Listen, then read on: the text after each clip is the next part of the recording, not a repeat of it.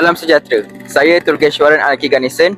Hari ini merupakan hari yang dinanti-nantikan oleh semua calon sijil pelajaran Malaysia, iaitu penyerahan keputusan SPM 2025.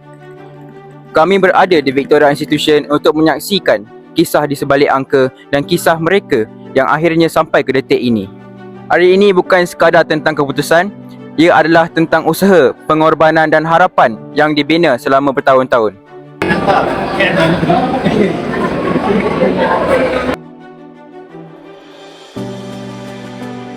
Apakah harapan cikgu terhadap pelajar selepas SPM? Okey, terima kasih. Okey, harapan saya untuk pelajar lepas SPM, seperti macam kita tengok hari ini, result kita agak meningkat lah untuk bahasa Melayu dan bahasa Inggeris dan sebagainya. Okey, saya berharap pelajar-pelajar SPM lepasan 2025 ni akan dapat melanjutkan pelajaran ke universiti dan tempat-tempat yang mereka inginkan lah. Harap semua berjaya di dunia dan juga akhirat. Dapat merupakan masa lagi apa? Tanya bang, apakah nasihat anda kepada pelajar yang bakal menduduki SPM? Paling penting kena buat jadual. Jadual tu paling penting. Kena set the hours, set subjek apa kena buat setiap hari. Dan satu lagi kena ada environment yang membolehkan awak untuk fokus. So saya ada satu library kat Shah Alam. Saya masa nak study SPM tu sebulan lepas, memang setiap hari kat situ 8-9 jam buat je. Buat latihan tu sampai muntah, sampai dah hafal dah semua jawapan. Lepas tu baru SPM kau okey. Terima kasih VI atas temu ramah ni. Ini anak pertama saya rasa sangat bersyukur, sangat bertuah, dan saya rasa it's not so much of the result, is the effort that he put in. Every day he travelled from Cyberjaya to KL, woke up at 4:30 AM in the morning and really work hard. I think we should appreciate effort rather than just results. So congratulations Daryl and to VI, because this is the best environment for him to excel. Thank you very much. Apakah perasaan cikgu terhadap keputusan SPM tahun 2025? Alhamdulillah, berpuas hati, terutamanya keputusan dalam bidang teknik vocational meningkat, dan juga dalam subjek saya sendiri 100% lulus dan juga DP mengecil. Alhamdulillah. Banyakkan latihan, jangan main-main dan sentiasa hadir ke sekolah. Adakah abang menghadapi cabaran tertentu? Mana abang mengatasinya? Secara jujurnya, ya, banyak cabaran yang saya dapat masa saya SPM. Sebagai contoh, masa tu saya ada rugby, SSR, lepas tu tuition pun banyak, memang saya tak cukup rehat. So cara saya mengatasi, saya siapkan kat mindset saya, tahun ni je saya macam ni, tahun lepas-lepas ni dah tak ada dah. SPM ni sekali je seumur hidup. So dari situlah saya memberi semangat kepada saya. Yang paling banyak memberi sokongan kawan-kawan saya, guru-guru, ibu bapa saya. Diorang bagi sokongan dalam pelbagai cara, secara lisan, secara perbuatan. Sebagai contoh, diorang bagi kata-kata semangat kat saya setiap hari untuk saya bangun pagi pergi sekolah tanpa rasa dipaksa. Ingin menyambung pengajian saya di matrikulasi dalam bidang perakaunan. So selepas tu kalau ada rezeki, saya akan sambung account, degree untuk accounting. Lepas tu saya akan buat ACCA.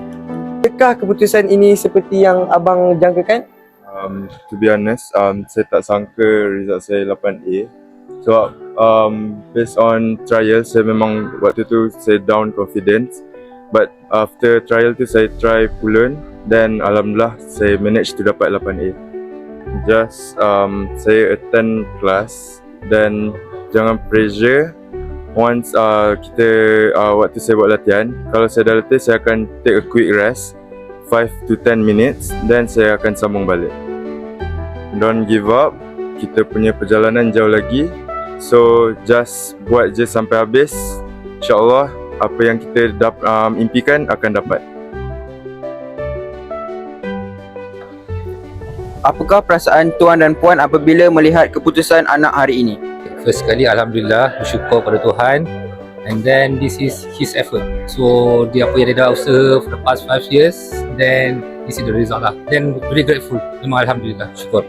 Alhamdulillah, syukur, because I think this is his effort to balance rugby dan sebagai school prefect dan juga study. So he made it, alhamdulillah.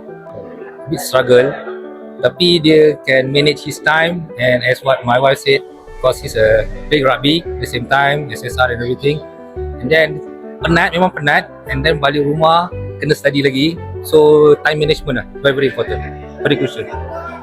One thing maybe if I can add, waktu form 4, that's one time memang dia kata he's like nak quit rugby because it's too intense. Dan kami sebenarnya tinggal jauh dari sekolah. If you know kan, kita tinggal Putrajaya. Everyday dia travel balik naik MRT sampai rumah dalam pukul 7, 8, sometimes kat pukul 9 kalau habis training rugby lambat. And then on the way back dekat dalam MRT, dia akan try untuk terus online MC Plus. Yes, this is I think helped him a lot.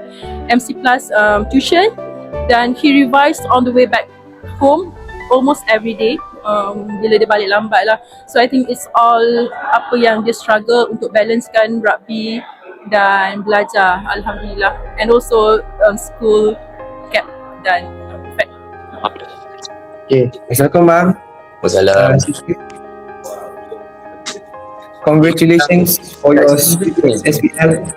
Apakah perasaan anda sebaik saja menerima keputusan SPM?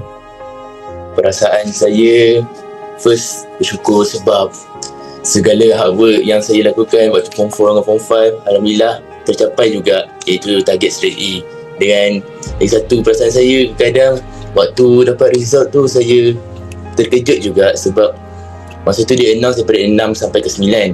Saya fikir macam tak boleh dapat 9A. Lepas tu pengetua pun cakap ada 4 orang je. Saya pun tak sure saya tergolong dalam 4 orang tu pula. Bila satu-satu nama announce 6, 7, 8, saya pun rasa takut kalau tiba-tiba nama saya tersebut kat situ. Tapi bila sampai 8 dan sampai 9, bila sampai nama saya pun rasa bersyukur sangat sebab saya tergolong dalam 4 orang tu. So saya tak expect dan saya rasa bersyukur lah pada waktu bila nama saya announce tu.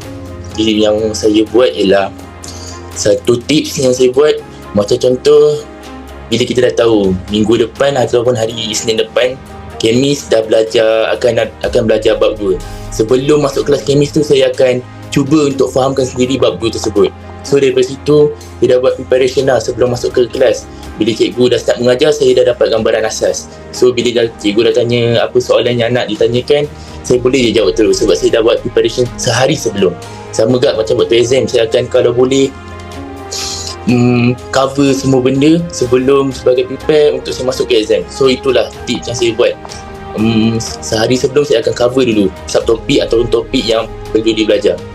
Sekarang untuk sokongan, siapakah yang paling banyak beri sokongan kepada bang? First of all, saya nak cakap kedua ibu bapa saya lah sebab kalau semua nak tahu, saya duduk Putrajaya dan saya tidak duduk di asrama. So setiap hari saya akan ulang alik ke KL, dari Putrajaya ke KL. So pengorbanan yang mak bapak saya lakukan, diorang sanggup bangun awal pagi untuk preparekan saya punya breakfast, dan bapak saya sanggup hantar setiap hari daripada Putrajaya ke KL pukul 6 pagi. So pengorbanan diorang tu membuatkan saya rasa terharu dan saya rasa perlu memberi sesuatu kepada diorang. So saya belajar bersungguh-sungguh dan alhamdulillah saya dapat hadiahkan diorang 9A. Tetap belajar apa dugaan yang berlaku. Macam contoh, kalau pemain rugby, diorang akan ada tournament yang banyak, pelajar bola pun akan ada tournament yang banyak. Tetap belajar walaupun sikit sebab setiap small effort yang kita buat akan memberi high result pada akan datang. Bila macam contoh, setiap hari belajar sikit, baca buku satu bab, esok belajar lagi bab baru, so dia akan makin bertambah. Jangan stop berusaha, tu je yang saya kata, walaupun sikit. InsyaAllah saya akan buat research tentang scholarship yang offer berdasarkan result yang saya ada. Daripada situ saya akan apply dan saya akan buat preparation dari segi interview, essay writing dan assessment semua benda, buat preparation untuk scholarship.